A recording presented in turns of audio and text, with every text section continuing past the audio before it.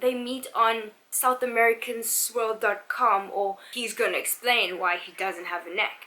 The fact that we're calling her baby girl Lisa, and the fact that she calls Usman's mom mommy, like, can you not? Like, your infant to go chase some D in a foreign country when he's a monster. I said it. Two people who are both in relationships with their imaginations. This doesn't sound like Williams. Sengicabange kahle baby ngihamba nawe ngikhetha wena kuphela ngifuna abanye wena kumele ungisalele izingane uthando la ngempela ngeliqhabuka ngawe.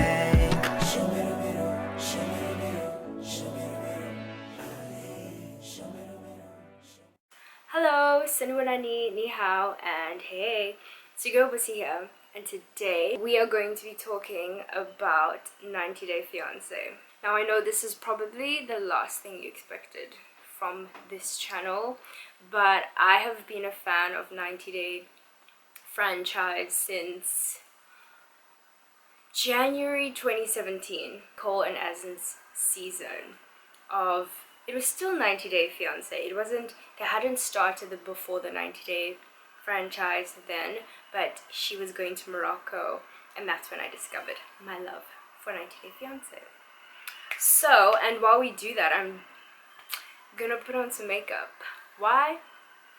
It's 10 o'clock in the evening. I have homework to do. I actually have a lot of stuff to do, but I'm procrastinating, and I just felt like, you know, just looking a little bit cute, so that's what we're gonna do. But I just realized that this is like, hang on. Okay, I feel way more comfortable now. Guys, it got so cold so quickly, so instead of having my heater on that's gonna make a noise, I'm going to just have this on. We have to talk about this show because this season is, I mean, where do they find these people? TLC did not do they due diligence this season. You know, guys, I don't even know what my foundation is. You know, back in the day, I really believed that, you know, some of the couples wanted to find love. Guys, I'm literally the same person. Where did the foundation go? Wow. So in the earlier seasons, I really believed that, you know, these couples wanted, you know, to find love. Certainly, like in the first, I would say first 2 seasons, because I then went back and then I started watching 90 Day Fiance because I really wanted to know what the show was about because it's so addictive. People really wanted to find love, and now as we've, you know, progressed and now have more franchises, it's not about love, it's about, well, for the Americans, it's about popularity and fame. It seems most of the cast has some sort of desire to become an actor, or they're currently actors and they just want to boost their social media, right? I think a lot of people kind of judge the foreigners as like, you guys are trying to wait, what did the family Chantel's mom said, Uguti, people are, what did she say? She said they're harvesting the American dollar. Wait, I need to actually see, what did she say? Yes. The family Chantel, Mama Chantel, she said that they want to harvest the American dollar. So, but do you blame these people? Maybe because I'm not American, so the perspective that I'm looking at it from is probably a third world perspective of, I know, well, first of all, I have no desire to go to America. But if I were to be in a situation where my family is desperate, I am the only hope of my family, you know, getting money. I don't necessarily have access to a good education.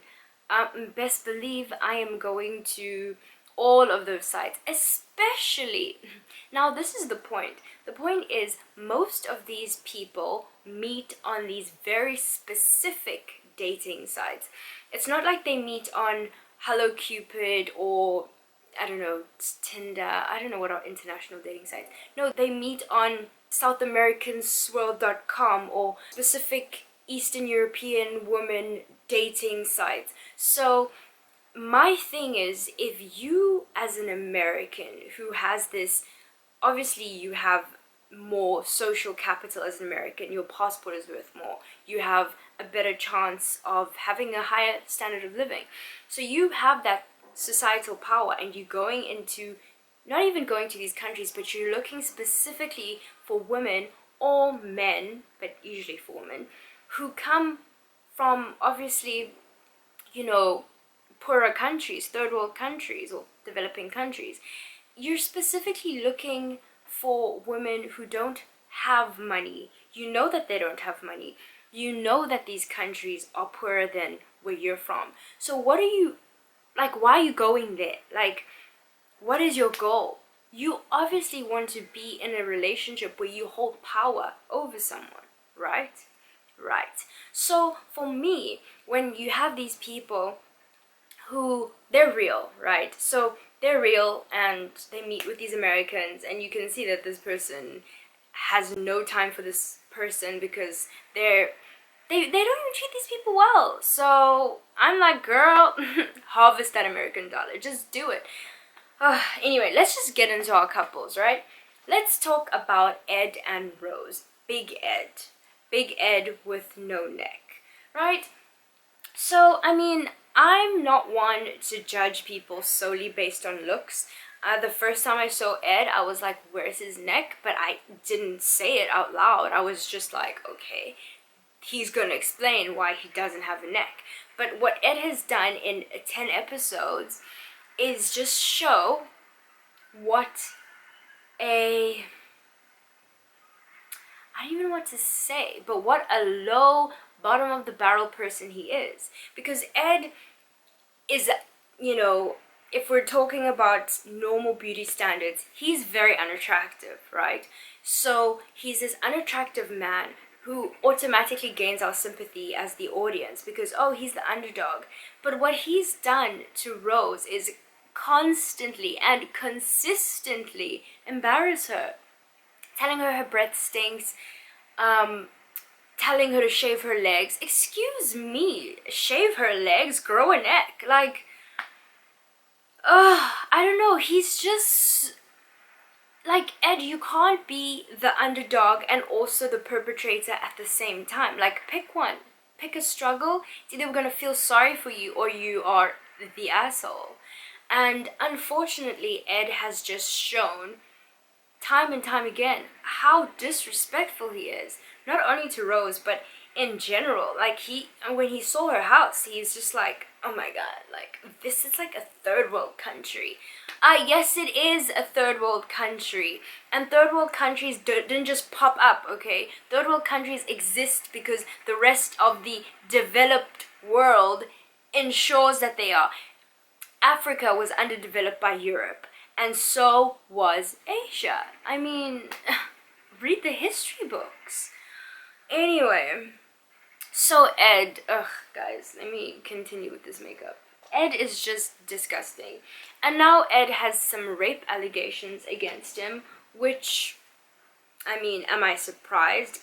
Yes, because can that man even, I don't know,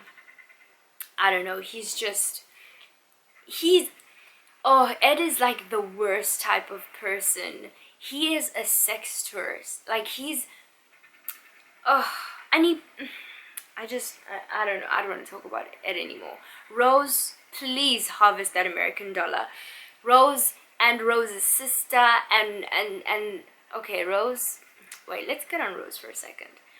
Why are you making your son Prince call Ed daddy before he's ever even met him? Like, that is so weird. I don't have a child, but if I had a child and I was dating, I think that the one thing I would do is protect my child from a stranger who I have not met, and now like, and I wouldn't meet the person with my child either. I would meet them, make sure they're fine, and then later on introduce my child.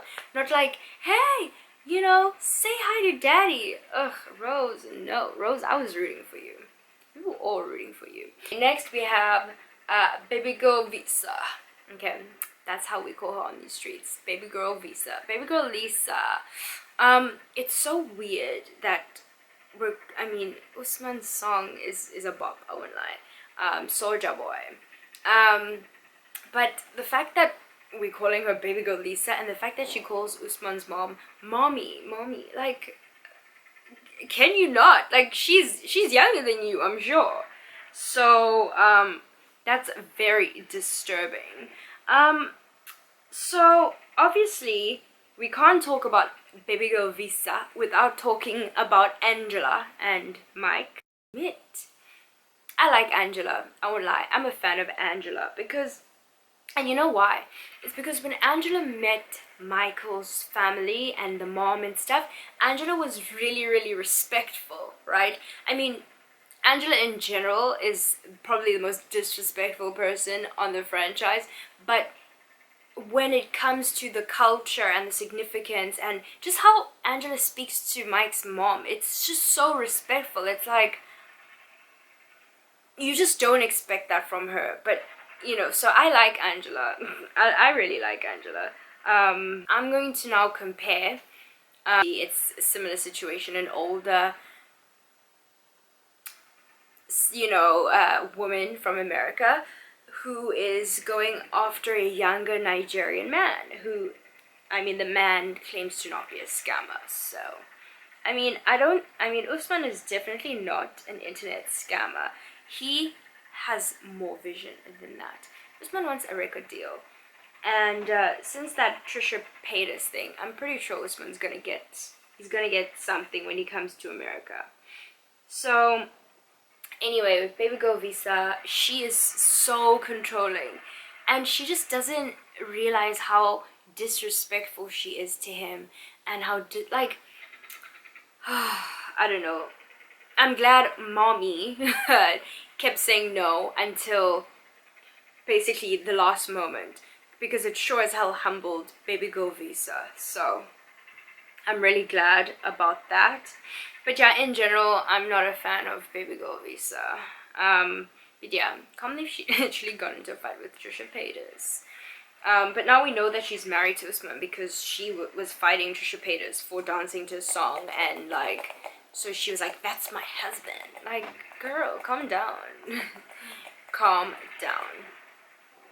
Anyway, let's move on to Steph and Erica. So Steph and Erica are our only same-sex couple. It's also weird saying same-sex, because like, whatever. They are both women, same gender, let's say that. So they're both bisexual. And first of all, I don't believe Erica's bisexual. She is I don't know. There's just something very inauthentic about her. I think that she's using this opportunity to grow her brand. Because now I'm sure people are like, who is this prude? And they're gonna go and check her out on her YouTube channel. Because she's an influencer, so what's the best thing an influencer can do? It's obviously to get on an international reality show. So yeah, I don't buy it. But Erica, that's the Australian one, with she gives what is it, Kelly Osbourne vibes, with the, she's got pink and purple hair. So I like her. Her dress sense is definitely original. I'm not gonna judge because let people live. So with her outfits. But yeah, she also does, I mean, in Steph's defense, it's not normal to sleep with all your friends and just have this like weird incestuous family with your friends. Yeah, I agree on that. But also, I'm pretty sure the queer community is not that large in this town that she lives in. But yeah, but I think she hooked up with her guy friend, so I don't think that's an excuse. We have, oh, let's do Avery and Ash, the other Australian couple. Well, his eyes are like very telling of his character. He's always like bull that comes out of that guy's mouth. Like, wow, anyone can fall for that. It's just so practiced, so rehearsed, so ugh, I just can't. I really stuff that he was saying seminar was just scammer. Anyway, that's all. Let's move on from him as a person. Ash better than the other Avery who was like, I'm gonna move to Syria. Girl, no you're not. Like, you're not moving to Syria. Anyway, it's just selling a product. Like, how would you ever be in a relationship with someone that always sounds like they're selling something to you? Like, selling a dream to you. Like, it's not real life. Like, please wake up. I mean, really wake up, girl. So left her young child to go chase the D. She's like that other crazy woman that went for that guy who had a record for like almost killing someone or something.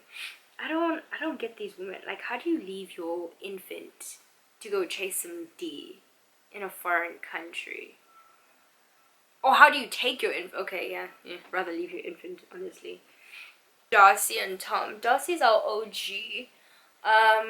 We've been with Darcy since season 1. Darcy. But I guess in the last episode she stood up for herself. But I wanted to know what was in the letter, girl. Like, can the producers please go and get the letter so we could know what it said? Because I really want to know. And Tom just wants to be on TV. Tom is a scammer. We discovered Tom was a scammer before, that he was using someone else's Instagram pictures to try and portray this life. I also didn't buy the whole Tom's sister thing. Like, I mean, it just didn't make sense. Like, if they're from this, like, affluent family, why does she have a Cockney accent? Like, she sounds like a commoner, and he sounds like, I don't know. Tom kind of low-key glowed up this season, which is very strange. But yeah, a little dashing, you know, like a nice cup of tea. I'm shaming Darcy, like, you know Darcy is fragile. Seeing Darcy in season 5. We're gonna, you know what, I'm actually invested in Darcy's love story. I want to actually see her find love. So TLC, bring back Darcy. Hopefully she finds love in America, but you can make a special arrangement that we keep seeing Darcy, because I'm committed and dedicated to seeing Darcy on my screen. Did we see Jessie this season? We always see flashbacks of Jessie. Oh my gosh, what if Jessie is at the tell all again? Madness. What? Absolute madness. I'm not even gonna talk about, I really don't want to talk about this man. We're going to talk about Geoffrey, and we're going to and Varia. So the way that Geoffrey is portrayed on the show is very, very, very alarming, because he's portrayed as this nice guy who has a secret, and then we find out that, okay, he used to sell drugs when he was a teenager, and like he's learned from his mistakes. And he has this like really sad edit where we talk about his little baby died, and like all this like stuff where it's like, oh my gosh, you know. And then we find out that this guy has been married like 4 times. He says he's married twice on the show. I think once or twice, but he's been married 4 times and he's still married. And oh, almost forgot, he is a woman beater, and it's not even allegedly, because there are court records for these things. He has let's say allegedly abused 2 of his ex-wives and a girlfriend, if I'm not mistaken, and also abused his kids. So I'm not gonna jump to, you know, I'm not gonna reach and say that, you know, he had something to do with the unexplained decease of his 1-year-old baby. I think he was 1. But yeah. I'm just very confused as to why TLC has let this man onto our TV screens. This dangerous man. Why they're not protecting Varia from this dangerous man? Not even like his last thing was like maybe 10 years ago. No. Guys, within the last year, this man has been facing legal things because he is violent. This man could possibly get a career out of this, like a good opportunity out of this, when he's a monster. I said it. Sue me. I don't have money. Just disgusting and scary. And Varia's mom said, Busi, there was just something off about his energy. And I was like, girl, oh, I just messed up. And the fact that he, like, forgot to bring a present, like when you're meeting anyone's parents, I'm pretty sure you bring something. You don't just show up empty-handed and then stop on the side of the street to pick some dead-ass weeds. Ugh, that man just makes me angry. He just makes me really, really angry. Like, guys, no. The Geoffrey, it's not even tea. It's like scary. Like, has anyone warned Varia about this? Like,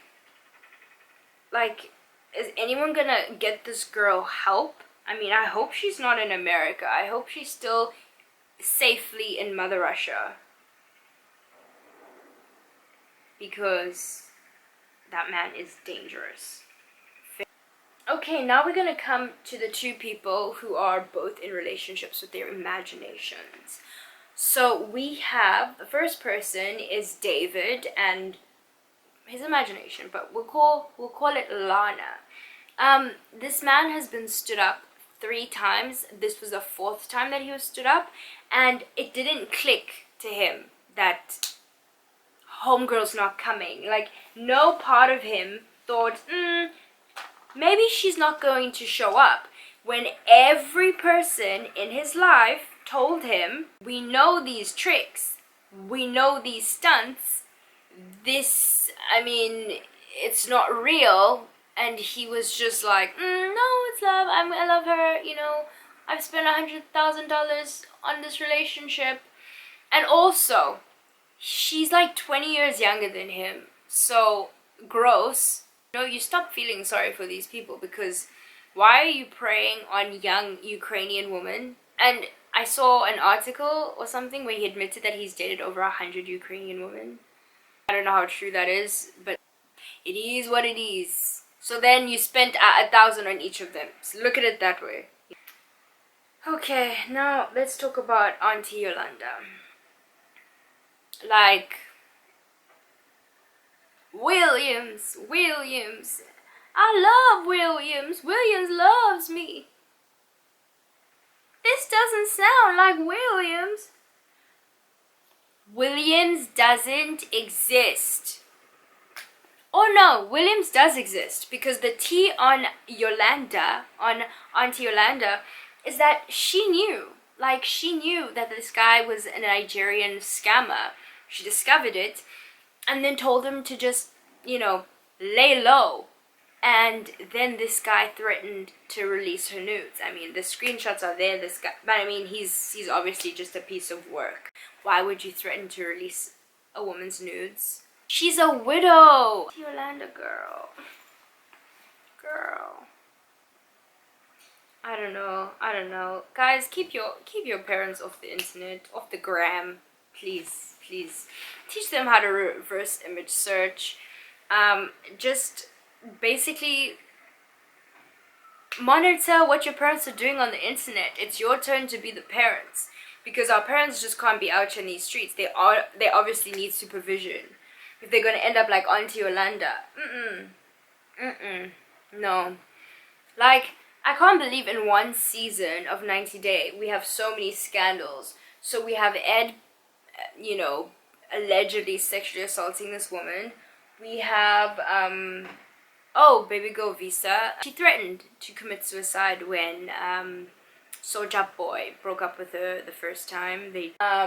We have Darcy and Tom. Tom just wants to be on TV. Darcy just wants to find something.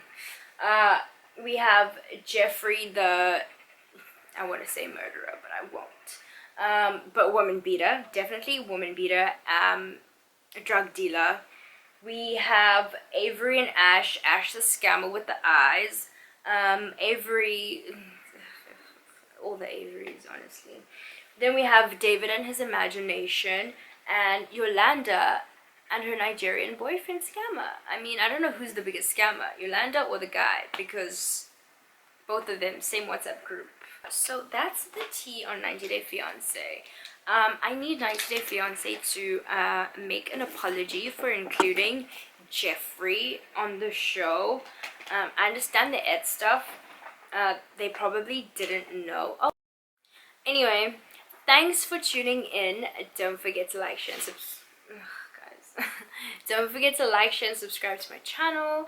And yeah, guys, I mean, I'm more open to doing more of these videos because right now I watch a lot of TV. I'm not in quarantine anymore. I'm not under lockdown. I'm free to go and explore the streets. But where am I gonna go? My friends are under lockdown, so this is what I do.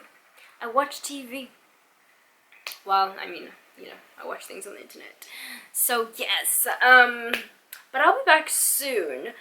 Maybe with a serious video, because there's some things that I want to address, but I'm just waiting for things to die down so I don't, you know, get arrested. So yeah, anyway, thanks for tuning in. Don't forget to like, share, and subscribe to my channel, and I'll see you guys next time. Bye!